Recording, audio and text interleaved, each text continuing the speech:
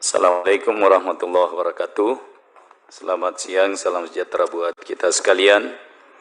Yang saya hormati Bapak Pimpinan dan seluruh sahabat Komisi 5 yang saya muliakan, Pak Kepala BPJT dan seluruh jajaran yang hadir pada kesempatan ini. Yang pertama, Kepala, saya ingin mengingatkan saja bahwa salah satu hal yang mendesak kenapa rapat ini diadakan tentu menyikapi adanya temuan baik BPK termasuk temuan KPK soal penyelenggaraan jalan tol. Saya lihat ada beberapa hal yang menjadi sorotan KPK. Yang pertama mulai dari perencanaan, melalui proses lelang, kemudian proses pengawasan, kemudian benturan kepentingan, termasuk aturan-aturan lanjutan yang belum disediakan, dan juga kerugian negara berupa badan usaha jalan tol ini yang belum membayarkan kewajiban-kewajibannya kepada negara. Itu yang saya baca dari rilis KPK.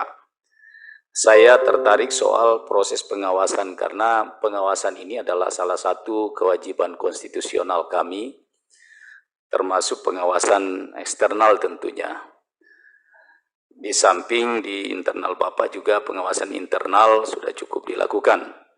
Berkaitan dengan hal tersebut, saya kira saya sependapat dengan teman-teman sekalian yang mengusulkan untuk dibentuk panja sehingga kita bisa lebih dalam lagi mencarikan solusi sehingga ke depan kejadian-kejadian ini tidak terulang lagi, sehingga bisa berdampak pada kerugian negara, termasuk juga menjadi citra bagi kita semua penyelenggara negara ini dalam melaksanakan tugas-tugas pokok dan fungsi kita. Yang kedua, saya ingin menyoroti soal tugas dari BPJT itu sendiri. Yang pertama Pak, saya ingin menyarankan bahwa salah satu hal yang berulang soal kelancaran pembangunan jalan tol itu adalah pembebasan tanah. Mungkin saya ingin menyarankan pada kesempatan ini bahwa sebaiknya dilakukan dulu pendataan yang benar-benar detail soal lahan yang akan dilalui jalan tol tersebut, sehingga kita tidak terkesan kita kebut, sistem kebut ya.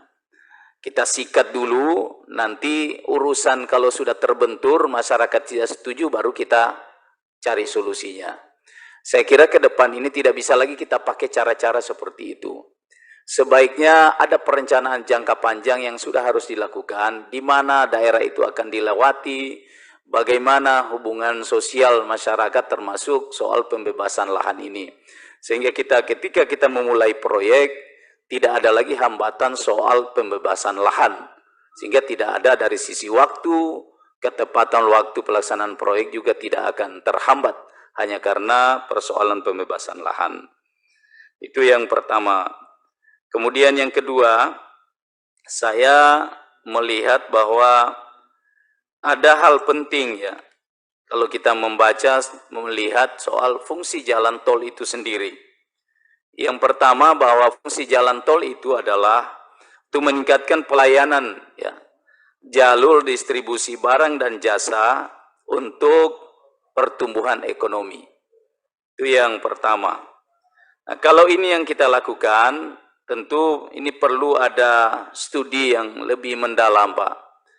Kita tahu persis bahwa kalau bicara soal pelayanan jalur distribusi, maka juga perlu dipikirkan sekarang ada beberapa kawasan-kawasan strategis nasional yang sudah ditetapkan oleh pemerintah.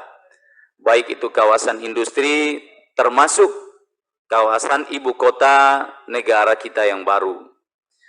Nah, maksud saya bahwa ada beberapa jalan yang mungkin secara kapasitas kendaraan dan sebagainya belum memenuhi syarat, tapi dari sisi pelayanan jalur distribusi barang dan jasa sudah sangat mendesak. Saya melihat Pak, saya dari timur Indonesia, bahwa memang di sana kalau melihat soal kepadatan kapasitas kendaraan dan sebagainya, jalan tol ini belum terlalu dibutuhkan. Tapi ada juga hal yang paling penting soal distribusi tadi, distribusi distribusi barang dan jasa dalam rangka pertumbuhan ekonomi.